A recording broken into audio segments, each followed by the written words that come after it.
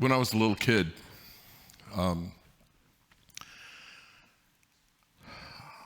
I don't know when I haven't had a relationship with God. I'm not one of those people who can tell you I was a sinner and then I had this huge experience and now I'm not a sinner. I've both been a sinner my whole life, but I've also never not had God ever since I was just a little tiny kid. I think I owe that to my grandmother. But when I was a little kid, I used to sit outside in the dark, out in the field we had, and just look at the stars and feel God's presence until the stars just disappeared from my eyes. And I was just in the stillness as a little elementary school kid of feeling God. I know that's weird. But people who are called to do this have weird stories. We do. I mean, there is something about God in every second of your life. So, today I was going to talk about the difference between a scientific view and a religious view of the world, and I was going to lay out the two opposing arguments about science and religion. Then I got in my Wednesday class, and my Wednesday class really helped me see, Jack, haven't we had enough of labeling the divisions? Think about that for a minute. Haven't we had just right up to here on, and now it's Palestine and Israel? So we have to argue the fine points? They got to me. The Wednesday class got to me. I haven't given up on the idea. And if you're interested and you're free 10:30 on Wednesdays, we're going to wrap up what we're doing now, which is Christian ethics. And then we're going to move to talk about science and religion and do several weeks on that. There's a neat course. It's kind of a mini course, like 8 sections on that. But I'm not going to lay out the two sides in argumentative ways and try to help you understand what the two sides are.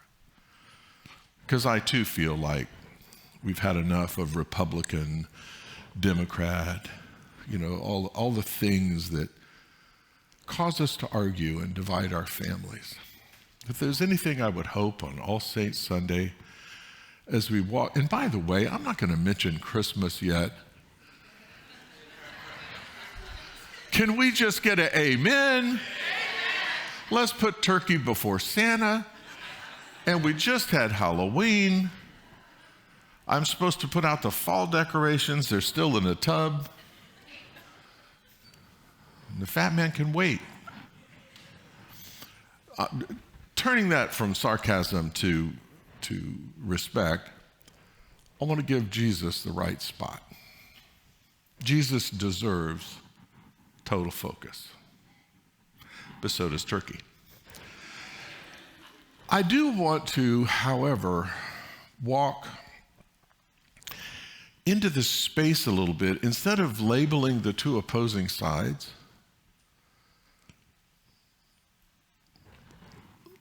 let me just go into Scripture and talk about Psalm 8 for a minute. When I consider the heavens.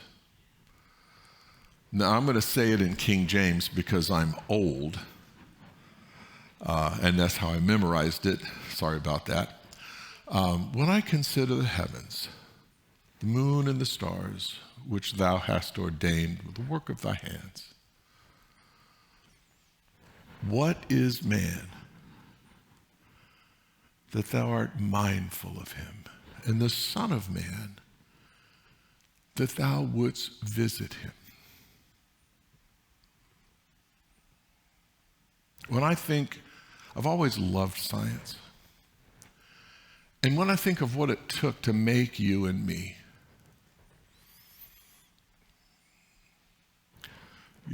A Jesuit priest helped us understand a concept called Big Bang, that God created the heavens and the earth. It's funny, it was a Jesuit priest who gave us the Big Bang theory, and then people talk about it as a godless theory. It was a priest trying to help us understand God creating the world. The light coalesced into matter that swirled around and formed suns. And there was only hydrogen, a little bit of helium. And those suns had to go through their whole life and explode to get us carbon. Then a whole second set of suns had to come together, gestate all the stuff up to carbon, explode to give us iron and some of the heavier stuff. And we're the second or third, it's debatable, generation of stars now to make your body. 13.8 billion years to you. God fearfully and wonderfully created you. And the elements it took to make you, and the distance from the sun, called M class, so that you could breathe, and so water would be liquid, and all the stuff that God did, the tiny precision and detail so that you would exist, working for billions of years for your life. And then we get upset, not that water is liquid, but we get upset when, as a Floridian gets down in the 60s, I have to find my sweater. That's the one thing that God took billions of years to form a world that you could live in, and then through the 7 stages that generations understand, you understand, that Genesis says, formed humans, men and women. Not only that, but has a relationship with us. It's enough to think the universe in its majestic nature is so vast we can't understand it. But the psalmist in Psalm 8 is saying, I can't understand how you want to have a relationship with me. Maker of stars, you want me in your life.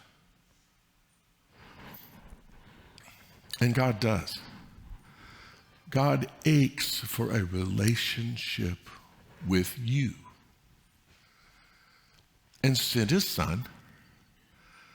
To put it in human terms, how can a God who creates billions of galaxies be understood by you and me? And God got that and sent his son to talk in human ways about mom and dad and love and eating together and having a life together and what all that means.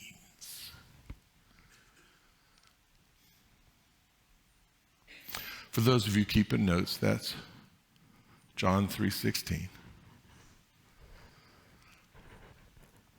And the psalmist says,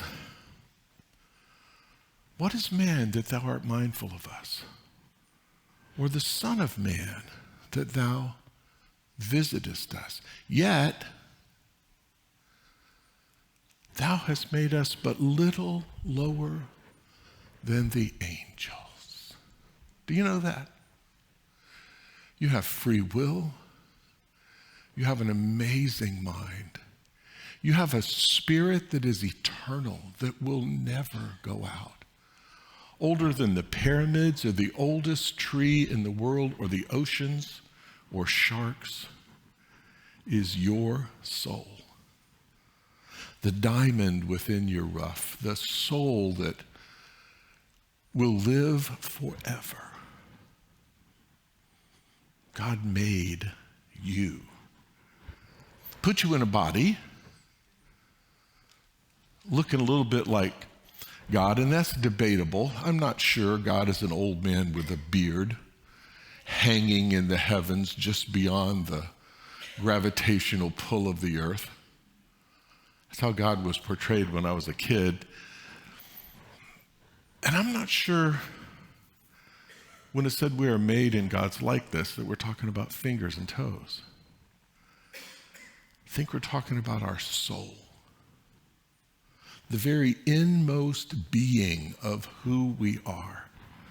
Because that's where we are victorious. That's where we rise or fall. That's where we're either defeated or successful. Cut off my hand and I'm still me. Because the me that God made, the Jack, will see you in heaven. And all of our distances will be washed away. Democrat, Republican, Palestinian, Israeli.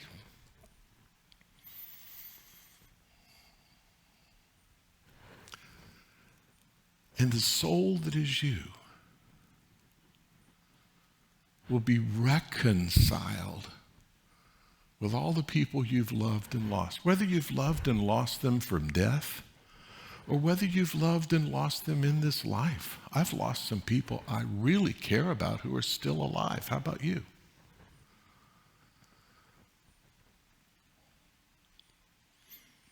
People talk about the fallacies. And I did a lot of research into the fallacies of a pure religious, literal, flat earth view. I was going to tell you all about the flat earth view of literal biblicism. But I can't go there, y'all. I just can't go to flat earth. It's not. We have planes now. We have big towers and we can see the curve. If you get out on one of the condos on the beach, you'll see the curve. Get up in a plane. I can't go. Flat earthers, if you're here, I love you. If you're a flat earth, literal, that's what God said in the Bible. I cherish you. I'll be sad when you die. But you'll face a God who will go, flat earth, how'd you get that out of the scriptures I inspired? Really? Of everything I sent to you, flat earth is what you got? That's over here. Over here, Georges Lemaitre does the Big Bang and everybody gets all excited about it. And so they say, there's no God, there's the Big Bang. That's not what George said, by the way. Georges Lemaitre said, it all started from a moment that we don't understand and can't replicate. And then later, after all the stuff was made, life started and we can't understand that and don't know how it was made. In other words, there is a mystery about creation. But as much as I love Georges, oh, wait a minute, that's over here. That's flat earth. Got to keep my stage left and right down. We recently discovered a galaxy. Now the universe, according to Georges Lemaitre, is 13.8 billion years old. Okay, so that's science, we got it down, right? We just discovered a galaxy 14.5 billion years old. Oops. How can there be a galaxy nearly 1 billion years older than the Big Bang? And I'm a geek and I read science stuff. And we folk who read science stuff are going to have to rethink the Big Bang Theory because there was stuff happening that we can look at. By the way, this happened with the James Webb telescope. There's stuff that's older than the Big Bang. What in the dickens? Do you know how many universities are going to have to go back and rethink now? So as much as I can't go to flat earth, I can't say we have settled science because we don't. We don't. And we never will. Think about it. How many ways have you dealt with burns just in your lifetime? Put Vaseline on it, don't put Vaseline on it. Bandage it dry, don't bandage it, leave it out. Pop a blister, don't pop a blister. Medical journals, you could just go back 10 years and say, what do you do with a burn? Honestly, even though I can't go there, I don't want to dismiss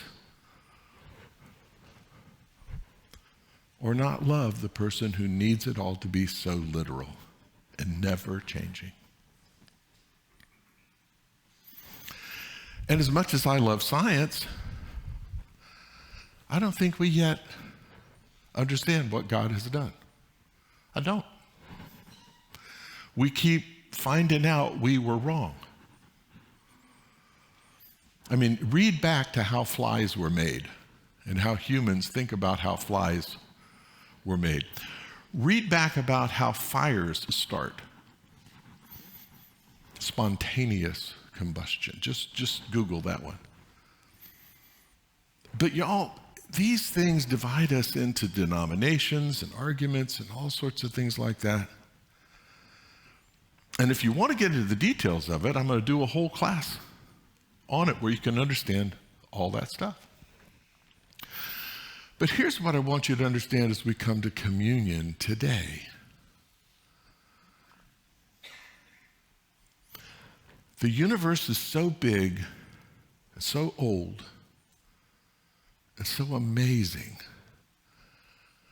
that God, far beyond our understanding, has to be.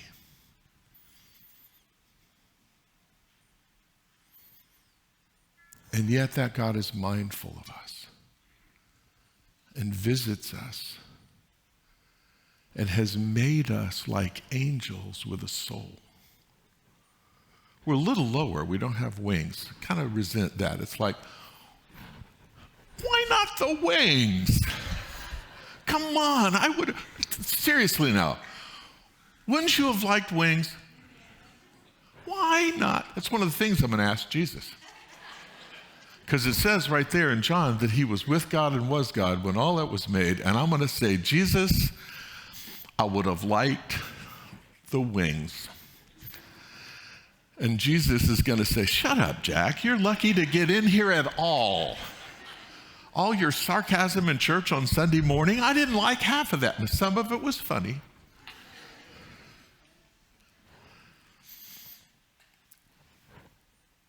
I ask you this. Do you want to return the love that the maker of all things has for you? Do you want to return the love that his son Jesus Christ came to tell you about, gave his life to show you, and lives in eternity to invite you to everlasting life? This argument distracts us from the gospel. In the movie Lion King, Rafiki, the priest monkey, looks up to the stars and says to the young lion, there are all your ancestors. Every star there is someone who loves you. And there is your father, Mufasa. That comes from the indigenous tribes in Middle Africa who felt like stars were the souls of those who had gone before. So it was very accurate to an indigenous form of religion there. You can get lost in Rafiki didn't know what stars were. You can, and you can watch the movie and not get it. Or you can hear the priest monkey say, all of your ancestors surround you. They still live. They watch over you. I hope today has let you to some extent wash away the science and religion, in my mind, distraction,